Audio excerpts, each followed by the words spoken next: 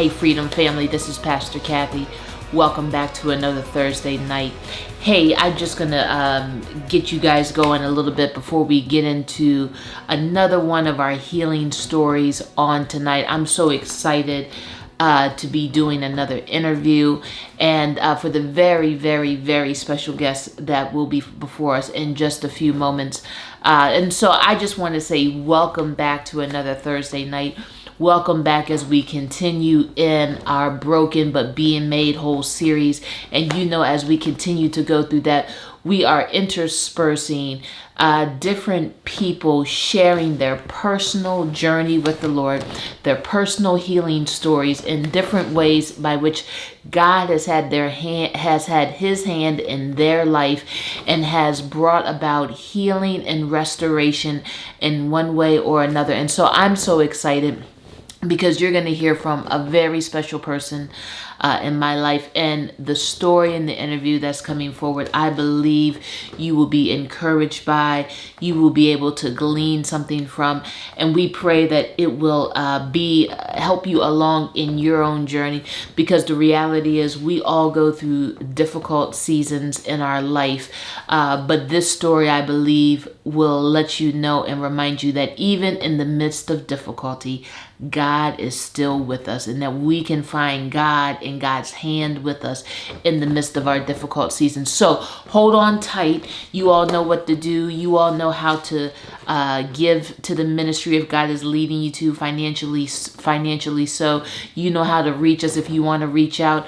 We are here for it all, but I don't want to belabor it any longer. Let's get into the word tonight as we hear the healing story of someone very special and hear how God has been in their life from the beginning. Let's dig into God's word tonight.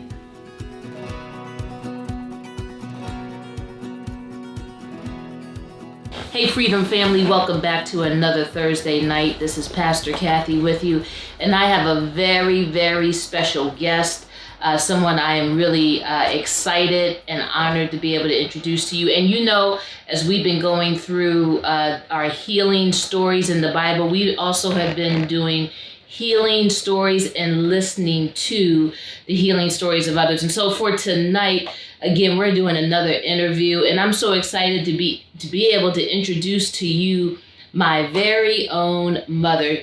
Patricia Kinzer is her name. She's a former educator.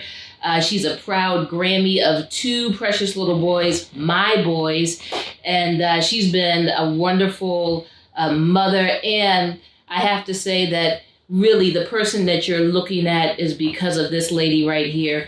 Many of the things of who I am today is because of how she has influenced and impacted me and shaped me into who I am. And so I couldn't think of a better person to invite to our time of healing stories than this lady, for I know God has had His hand on her life over the decades that she is. And so I'm excited for our time tonight and what she has to share about her own story and her own testimony, and how God will use it to speak to you and to encourage you on tonight. So hold on tight, hold on with your seatbelts, because I know it's going to be something to listen to. Here is my mom, Pat Kinzer, or I like to call her Trish. So, Mom, could you just help to just give people a little bit about who you are, and also just help to share with folks about how did you come to know Christ in your own life? Well, I have to go back a little bit. I grew up in Washington, D.C. We moved, my mother and stepfather and I moved down here to Calvert County, 1940-something.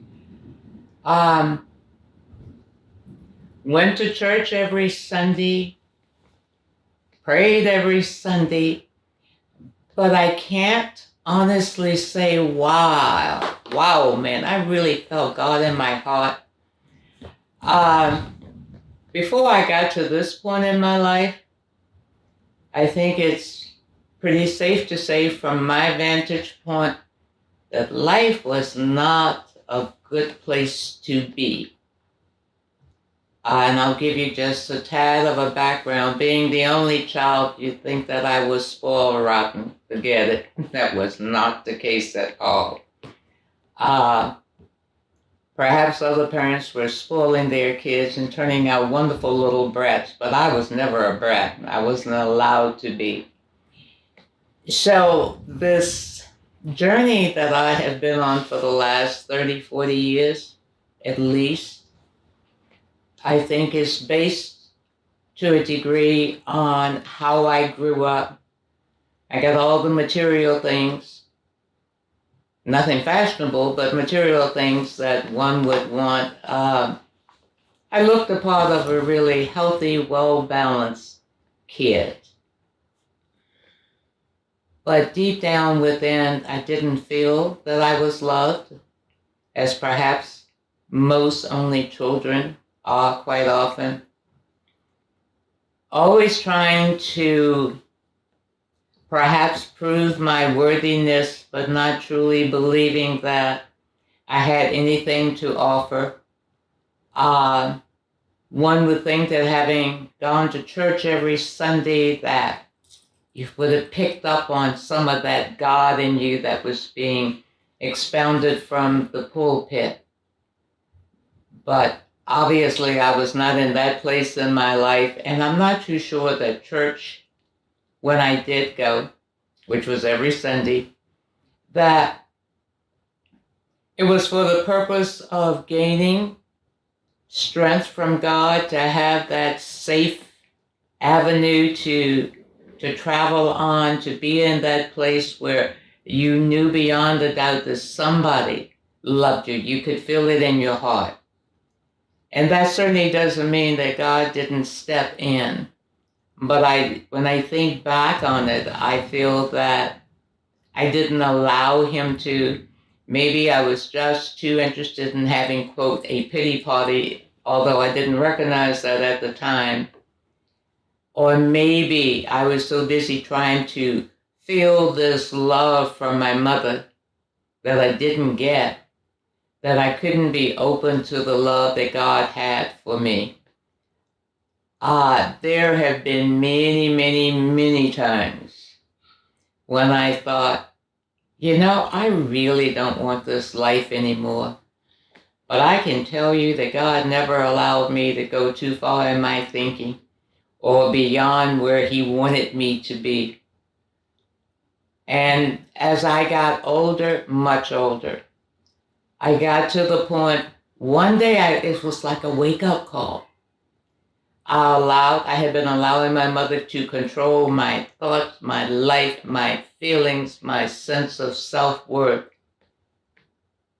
And one day I admitted to myself, I don't really love my mother as young people or children love their mothers. And it was like, oh wow, light bulb came on. And didn't feel bad about having made that realization, and certainly did not feel bad about having verbalized it, if only in my head. It was like the ocean opened up and something wonderful was there. Began to like myself a little better than I had in the past, however cautious about people. And so that was the beginning. I really can't say, wow, man, I woke up one morning and say, God, I feel you in my heart, because that was not the case. But now that I have gotten older, I realized that he was there with me the entire time, because had it not been for him, I would not be here today, because there was not a desire to be here. What was the fun, the pleasure? So at any of those earlier times in my life, had he not been holding my hand, had he not stood beside me, things would totally have been different. But I have to be honest and say it took many years before I realized that some of those thoughts that I had and some of those horrible things that I thought about doing, and didn't manage to do any of them, that it was because God was preparing me for something. So that means that it was back in my early 20s. And I couldn't see it. It was just a pity party the entire time. So I think that was my first experience with God, but I did not know that God was the one who was keeping me on the face of the earth and that he had something in store for me, because I didn't or couldn't realize anything worthwhile about my life. But obviously he saw something there. So I think that's enough for the beginning. You think? So it sounds like, so the old folks in the church would say, God is a keeper. God is a keeper. And it sounds like you have a tangible or more than one tangible experiences, at least now in this season of your life, and being able to look back and being able to say, I know God is a keeper. Sometimes he keeps us from other people. Sometimes he keeps us from life circumstances, maybe a car accident. And sometimes he keeps us from ourselves. You know, sometimes we can be the biggest danger or enemy or barrier to ourselves. And it sounds what I'm hearing you say in terms of your kind of your growing into knowing God for yourself is that you've experienced him as a keeper. Is that a fair statement? That's a fair statement, and I can honestly say now, yeah, that's what he was doing. Right. But in the midst of all of the garbage and the self-defeatist attitude, I couldn't see it. Right. And so I suspect now that I'm a tad older, that because God had a plan for me, he would not allow me to do anything but to suffer through those many years, 30, 40 years, and somewhere along the way to grow. And he was definitely a protector. Mm-hmm. He was the one person, or he wasn't exactly the only one. I had a couple of aunts I could talk to, but he was the major factor that I am, or reason that I am here now. Mm-hmm. And I can tell you all. Oh, I got so much I can tell you. It's unbelievable. And at one time, I would not have said anything about what I was going through or what I thought, because I thought that I would be judged and people would say, oh, do you know, ta-ta-ta-ta. And now it's like, hey, I am who I am. Take me as I am. And if you choose not to, that's okay too. Because God has led me. I now realize at 79 that God has led me to this point that I may not be my most favorite person, but I don't run myself in the hole like I used to.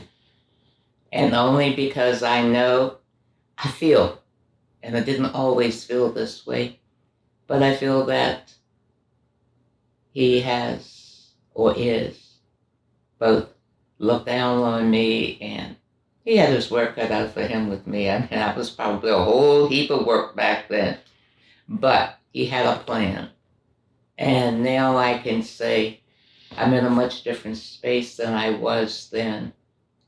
And I can say that all of those years that I thought that I wasn't loved, I didn't realize that God did love me, because otherwise I wouldn't be here. And can you tell folks what was that turning point for you? You didn't realize it then, but you have a different vantage point. So for the person who they maybe God loves us. God brought us into this world. God spares our life in various ways. But in the midst of difficult times in our life, is just like you're saying, we often don't know or have no clue what God could be up to until a lot of times we're on the other side of it. And you're able to say now, you know, I didn't know then, but I know now, or I have a different sense of now God loves me. What was the light bulb for you, would you say, that shifted or changed that understanding that you didn't have in your earlier years because of difficulty in your life, that you can now have a different perspective now? I think that probably I was in my early 30s, maybe. And I don't want to say I came down with, but I got, however we want to put that, fibromyalgia. And anyone who has ever had it know that it is beyond the royal pain. The body hurts, the muscles hurt. It's not the physical outward hurt. And they didn't have a cure for it, and they still don't. There wasn't anything to take that would, quote, make it better. So I thought, this is my pain. I shall suffer through this. And I did not believe in crying the blues. Oh, I hurt so, this, that. I figured, okay, I can tough this out and always be in pain.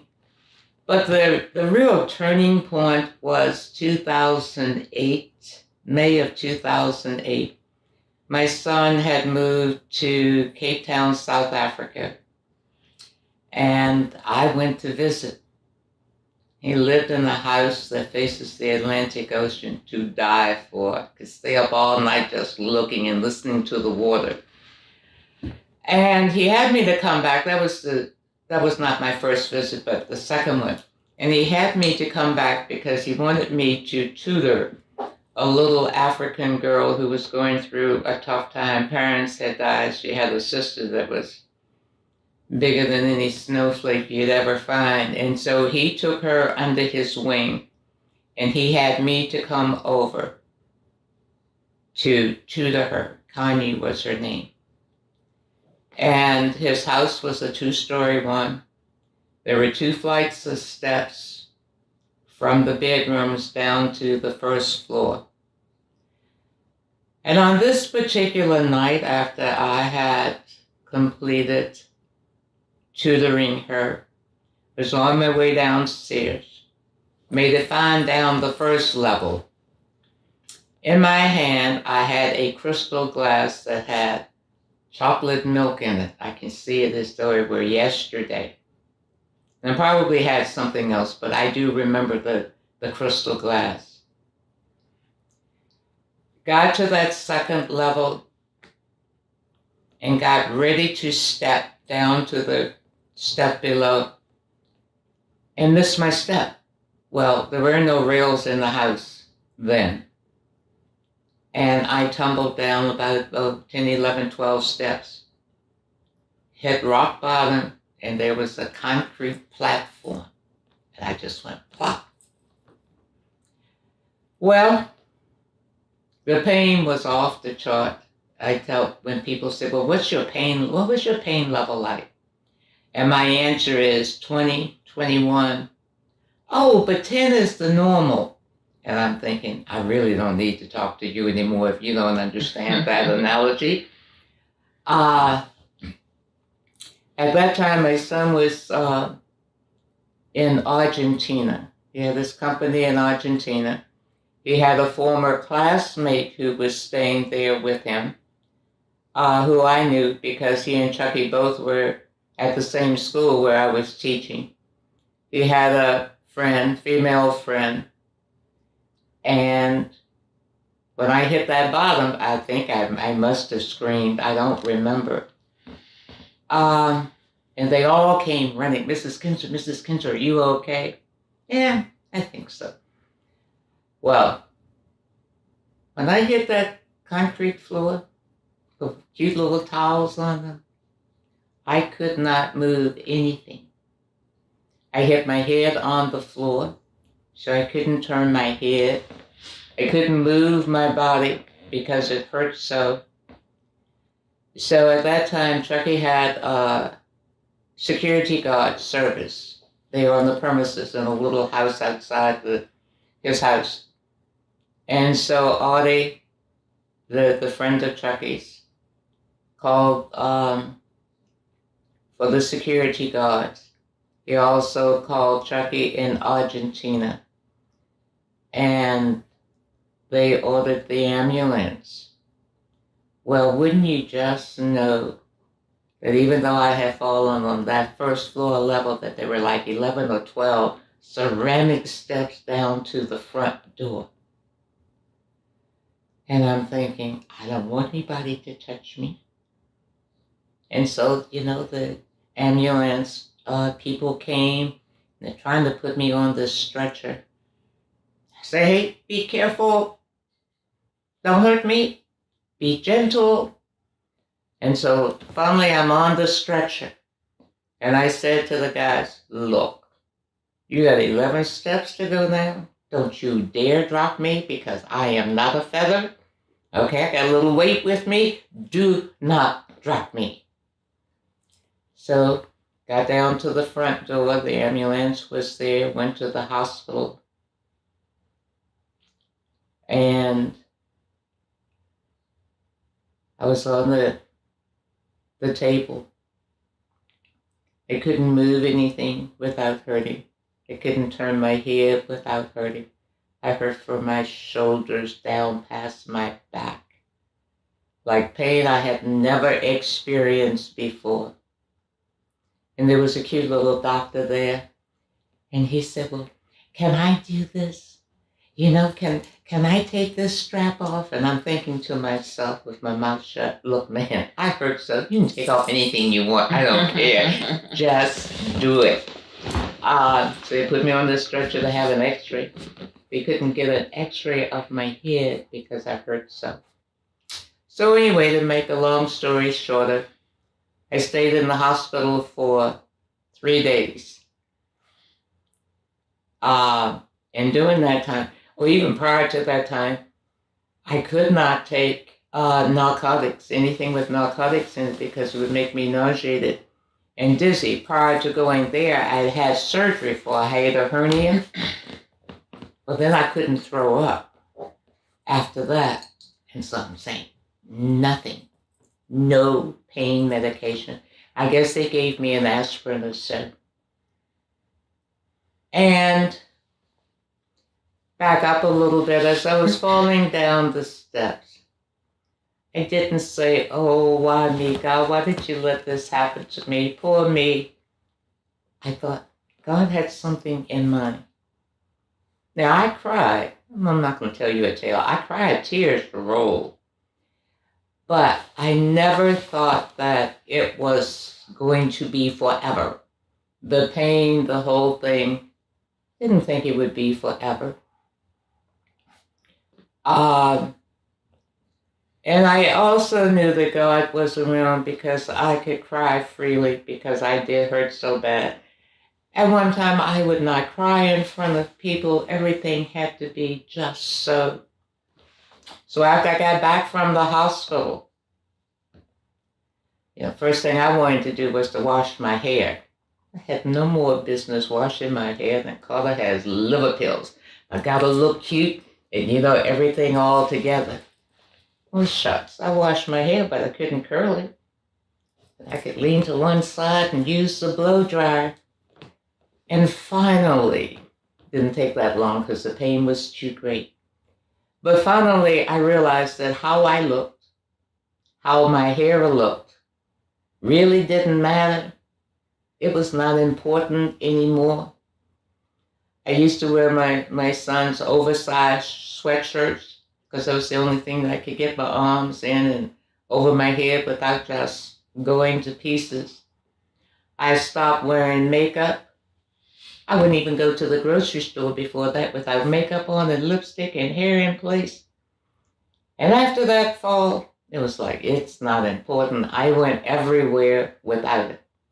Did I look bad? I probably did, but I really didn't care. It was not important. That was in January, February, June, May. Probably May. Maybe the 1st of May, last of March. And after I'd been there for 4 weeks, I decided it was time to come home. He had help. He had a chef. He had a housekeeper. He had his attorney there who was staying with him. And Chucky finally came back to Cape Town. Well, he was like mush. Mom, you just need to take just one pill with narcotics. I'm saying, hey, babe, I don't do that. So I suffered through the pain without any medication. Had a house doctor who came every day. Had a physiotherapist who came. But nothing got rid of the pain. And so I had these dizzy spells. And so they finally took me to a neurologist. Wasn't a neurologist, orthopedic surgeon. And to find out that I had a concussion. Well, I'm used to those old cowboy movies that they fall off the horse this evening and tomorrow, man, they're up and riding around. I want you to know that is not the case. The concussion was so bad that if I just barely turned my head, the whole room would go upside down. So can I summarize, not summarize, but help, because there's a few key pieces that you haven't shared with the folks, and then I want to ask you a follow-up. Sure. So you had a major concussion. Mm-hmm. You want to get to the pieces that were broken up? So you had, was it 4 or 5 broken ribs? I think 2 or 3? No, I think I had 4 or 5 broken ribs. Your collarbone was fractured. Your sacrum was fractured, which is the horizontal bone that runs above the tailbone. Did I miss anything? The concussion, broken ribs, fractured broken collarbone, and a fractured sacrum in 2 spots. And there was one other thing that I had never heard of, and maybe it was the sacrum. Yeah, I don't think it's a normal. So then tell me, and so given naturally with your story, and this is just like my mom, so I'm sure I will grow up and have a tinge of this independence, determinacy if I don't already. She comes home from the hospital from a tremendously traumatic accident, and her first thing is to go wash her hair when she has a broken everything almost until she realizes maybe I can't exactly wash my hair. And so what has happened as this major incident has been a major piece that has been an adjustment since that point on. Would you agree with that? Oh, absolutely. Everything, maybe not everything, but much of your life has had to be a readjustment to recuperating and learning how to be the best you can be in terms of health and mobility and all that because of that. So here's where I want to get to now, just to help people. You shared the story, and not only the story in terms of just the ordinariness of how that changed your life, and coming back home and the degree to which you had to begin to manage pain and all of that. And that was at that point where, we're talking, what do we say, in about 13 years ago or so. 2008. When that happened. So,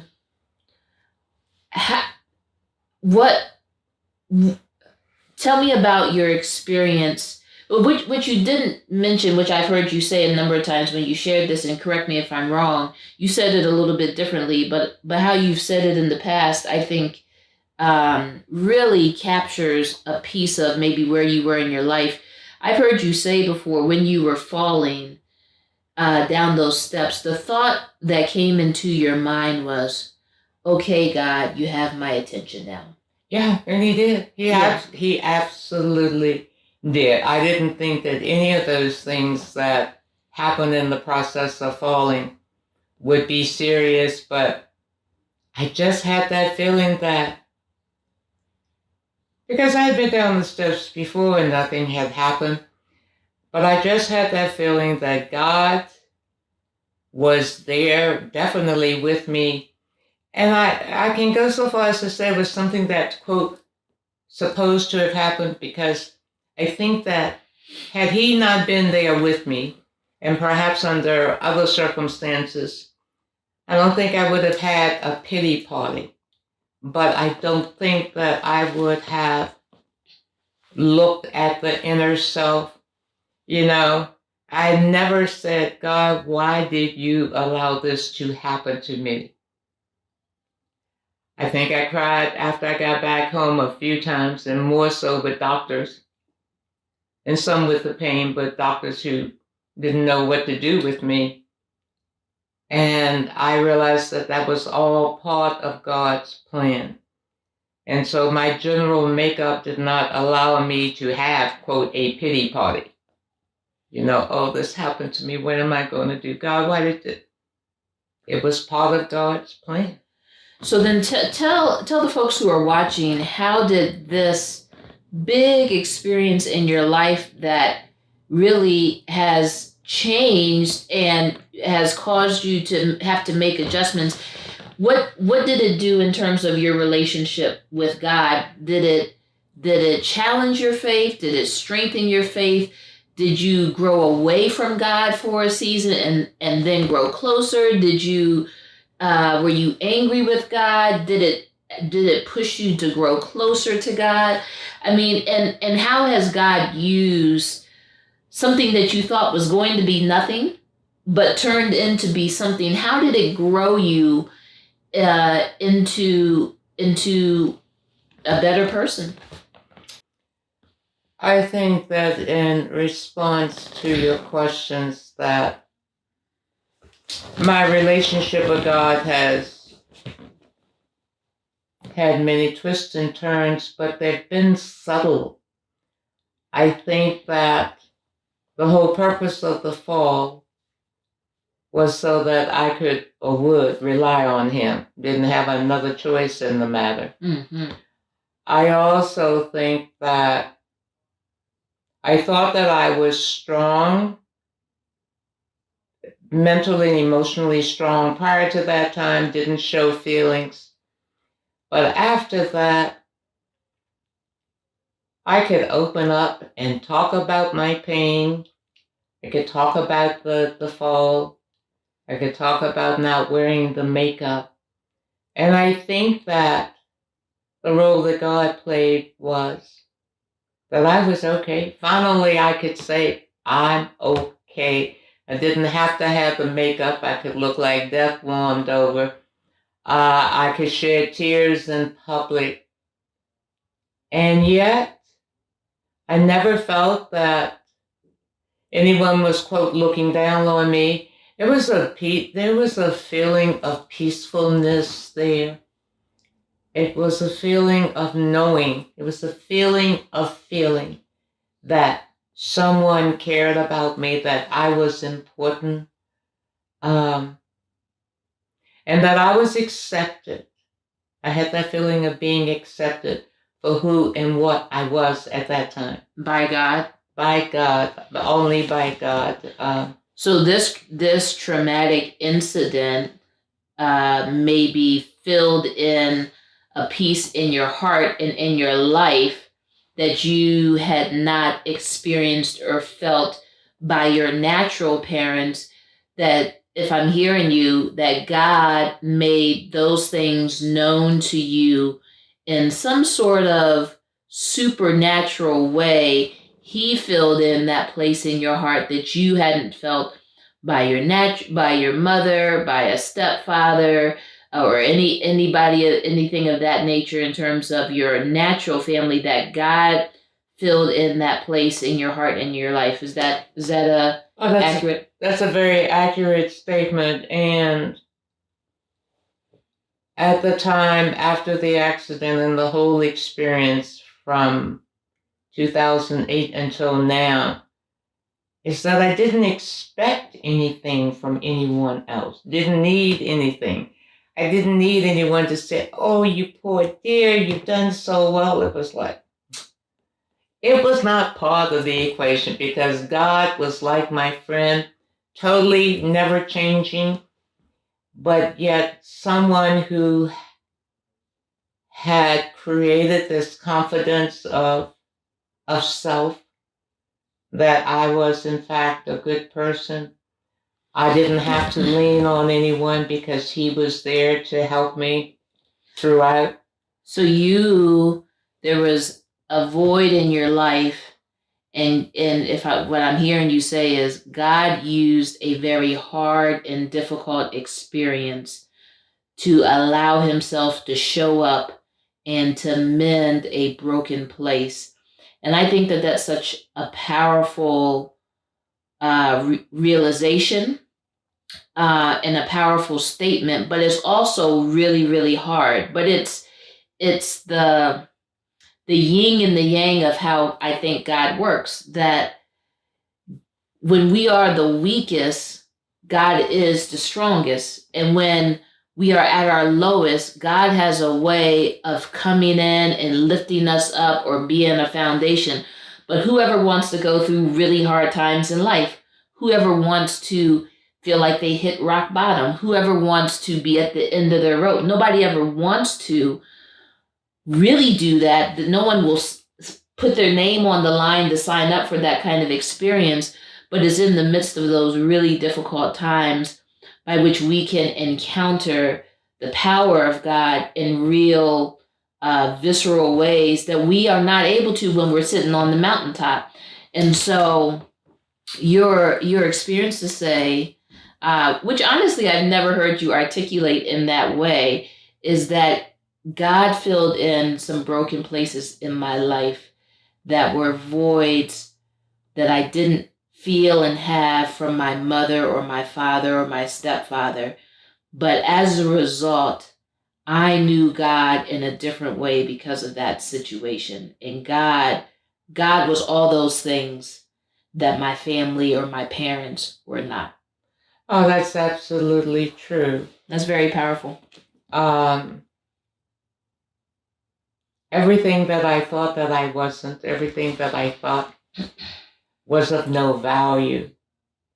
After that fall, I felt that I'm okay. You can take me as I am, but if you don't, you will, talking about outsiders, destroy my life or my belief in me. You can't hurt my feelings unless I allow them to be hurt. However, I didn't want a pity party. Mm-hmm. I willingly could share if somebody truly asked how I felt. Mm-hmm, mm-hmm. But it wasn't, oh, poor me. None of that. And I think as a result of that, I've become stronger. I still have to admit that I'm not a Bible-toting person that, here's the Bible, let me find that passage for you. I'm not that. Mm-hmm. But there's a difference in how the heart is operating and how I have managed to, quote, be okay in spite of. I never in my life thought that I would be in pain this long. I thought, give me a month or two, man, I would be up running around. Right. And it wasn't part of God's plan. I think I'm a more open person now. I allow people in. Mm-hmm. I will show more emotions now as a result of God having come into my life. And I'd like to think that because of the experience with him and because of the fall, that other people who want to have a pity party or complain about everything, that they will see it's just a drop in the bucket. Mm-hmm. And so I think that that's basically it. As of this date, I've had 3 back surgeries, all because of that fall. Right. I'm not having another one, no matter how great the pain is. At least I'm not planning on it. I'll put it that way. God may have something else in mind. But I think that emotionally, I am more secure as a result of, quote, the fall, which allowed me to allow God in my heart, which caused me to allow God in my heart. Right. Wasn't anybody else who could understand? Right. Nobody else could walk in my shoes. Right. And yet I didn't feel all alone. And even to this day, other folks cannot understand the depth of the pain. Mm-hmm. But it's like, it doesn't matter. God knows. Mm-hmm. And I think I'm a much better person now than I was then. Mm-hmm. I will go outside with no makeup on and the hair not done and slap a headband on. Before that, I had to look halfway decent, at least to myself. And now it's not important. Mm-hmm. Things that were important before, which were probably how I thought I was perceived by other people, doesn't matter. Mm-hmm. I am what God perhaps intends for me to be, except a lot better. Haven't really finished that journey yet, but I can talk about God. I can talk about my feelings. I can talk about crying. I can cry in front of people. I don't have this facade to try to create this very perfect image, because it's not important. Mm-hmm. And what people think is not important. Right. So to wrap up this really powerful interview and just hearing your story and your testimony, I'd love for you to talk to the person who just finds themselves in a really hard place in life for whatever reason, and they just can't seem to find God in the midst of all this fogginess of life. How would you encourage that person to be able to find the one who never leaves us, even when we can't seem to find him? He's still there, but how would you encourage that person who's just going through a difficult season or stage of life, and it just seems so foggy in their midst, and they need God to do something in their life, but they just don't even know where to begin? I think that in my case that I had to reach the pit of hell before I could begin to even go up to the mountaintop, even to believe that God was a part of all of this. Mm-hmm. And I think that for those people who are going through a tough time and have been going through a tough time for a while, just stop and think for a moment, as bad as it may appear to be now, how much worse it could be. Mm-hmm. And it's not worse because God is there with you. Mm-hmm. And I think the other thing too is that because we all are different, we see, feel, and hear things differently. Some people will say, I got this word from God, and hallelujah, how great I felt. I'm not going to be one of those to say that. However, I felt him in a different way. Right.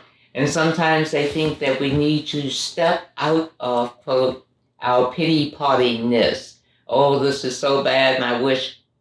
And understand that it really, yes, it's bad, but it's not eternally bad. And God is keeping you truly out of the pit of hell. Mm-hmm. But because of your mindset, you don't feel as though you're making any progress. Mm-hmm. But sit down and be still and stop talking about, I feel this and I feel that and that's wrong and he did me, and just be quiet and see what you feel. Mm-hmm. Mm-hmm. Because there were many times when I could have given up. That wasn't even part of the equation. Mm-hmm. Never thought about it. But that had to have been God at work, because you caught me 25 years ago. I don't want to be here anymore. Right. So sometimes we have to stop. And then in order to feel, you have to stop thinking. Mm-hmm. And you have to put out those voices that, well, you know, girl, if you did this, you'd be so much better off. And I don't you have to shut those voices down, because you can't hear God or feel him. Mm-hmm. Because you got all this other stuff going on. Right. And for people who told you you'll never amount to anything, well, you know, if you hadn't married John, you wouldn't be there now. And I tried. You need to shut those voices down. Mm-hmm. And maybe only for 5 minutes do you have that span of time where it is quiet. Mm-hmm. Mm-hmm. And I think the last thing that I would like to say is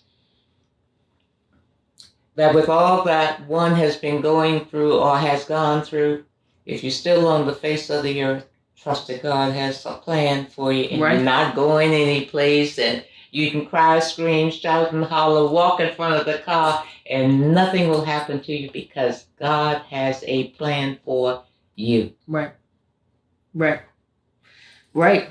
God has a plan.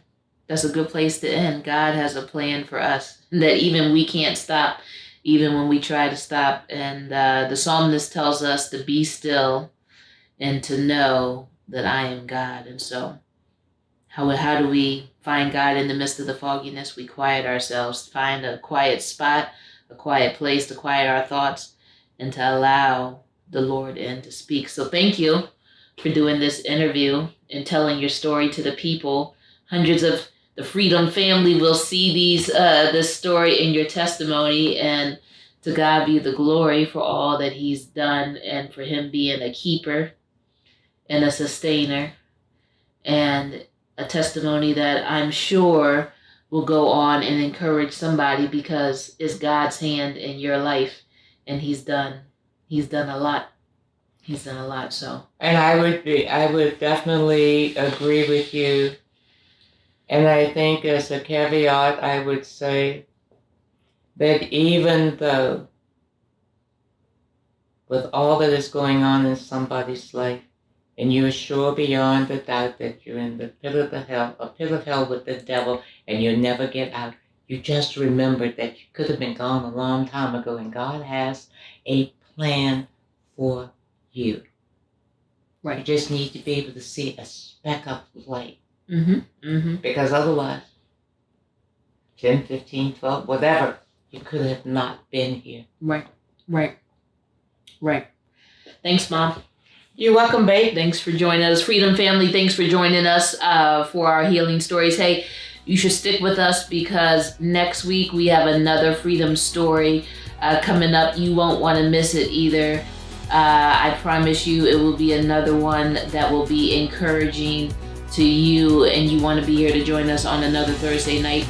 But until then, you guys have a great rest of your week, and we'll see you next week.